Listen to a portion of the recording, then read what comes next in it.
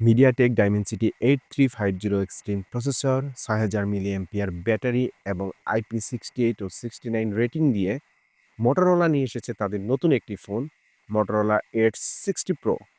Right now ফোনটির overall details and performance নিয়ে in details আলোচনা করব আজকের এই ভিডিওতে। সাথে আছি আমি জিহাদ, আপনারা দেখছেন আপনাদের ভালোবাসার চ্যানেল ক্রিয়েটিভ টেক।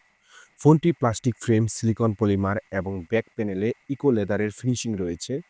তবে এটা খুব একটা প্রিমিয়াম লুক ক্রিয়েট করতে পারে না, কারণ ফোনটির পিছনে যে টেক্সচার দেওয়া রয়েছে এটা আমার কাছে একদমই ভালো লাগেনি।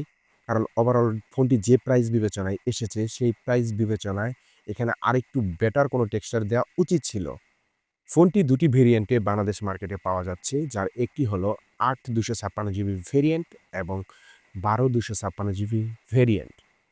ফোনটির বেস ভেরিয়েন্ট ৪৮,৫০০ টাকার আশেপাশে পাওয়া যাচ্ছে। তবে ফোনটি যেহেতু আনঅফিসিয়াল, সেক্ষেত্রে প্রাইস আপ ডাউন করবে। আপনারা যখন কিনবেন অবশ্যই একটু যাচাই বাছাই করেই কিনবেন। ফোনটিতে 3.5 মিলিমিটারের কোনো হেডফোন জ্যাক নেই, তবে এখনকার সময়ে এটা অনেকেরই প্রয়োজন হয়। ফোনটির ডিসপ্লে হলো 6.7 ইঞ্চির OLED প্যানেলের ডিসপ্লে। ডিসপ্লেটি 1 বিলিয়ন কালার সাপোর্ট করে, 120 হার্টজ রিফ্রেশ রেট রয়েছে এবং ডিসপ্লের রেজুলেশন হলো ১২২০ পিক্সেল বাই ২৭১২ পিক্সেল এবং পিক্সেল ডেনসিটি হচ্ছে ৪৪৪ পিপিআই এবং ডিসপ্লে ব্রাইটনেস হচ্ছে ৪৫০০ নিটস। দ্যাটস ওয়াই ফোনটি আউটডোরে অর্থাৎ প্রপার সানলাইটেও বেশ কমফোর্টলি ব্যবহার করতে পারবেন। কোনো প্রকার লো ব্রাইটনেস জনিত ঘাটতি দেখতে পাবেন না।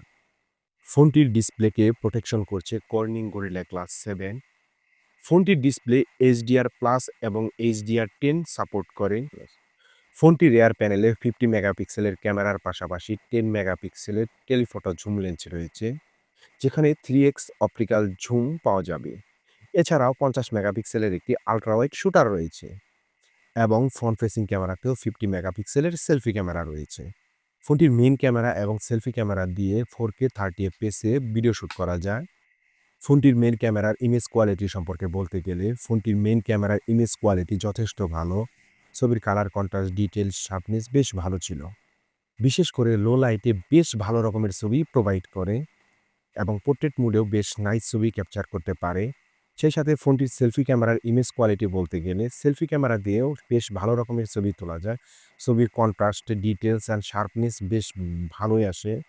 ফোনটিতে ৬০০০ মিলিঅ্যাম্পিয়ারের ব্যাটারি রয়েছে এবং সেই সাথে ৯০ ওয়াটের চার্জার রয়েছে এবং ফোনটি 50 ওয়াট পর্যন্ত ওয়্যারলেস চার্জিং সুবিধা সাপোর্ট করে। তবে ফোনটিতে কোনো বাইপাস চার্জিংয়ের সুবিধা নেই। ফোনটিকে ফুল চার্জ করে হেভি ইউজ করলে প্রায় ৯ ঘন্টা পর্যন্ত ব্যাটারি ব্যাকআপ পাওয়া যাবে। ফোনটিতে প্রসেসর হিসেবে রয়েছে মিডিয়াটেক ডাইমেনসিটি 8350 এক্সট্রিম। ফোনটিতে IP68 এবং 69 রেটিং রয়েছে, যার ফলে ফোনটি পানিতে ভিজালেও কোনো সমস্যা হবে না। এখন আসি ফোনটির ভালো দিক এবং খারাপ দিক সম্পর্কে।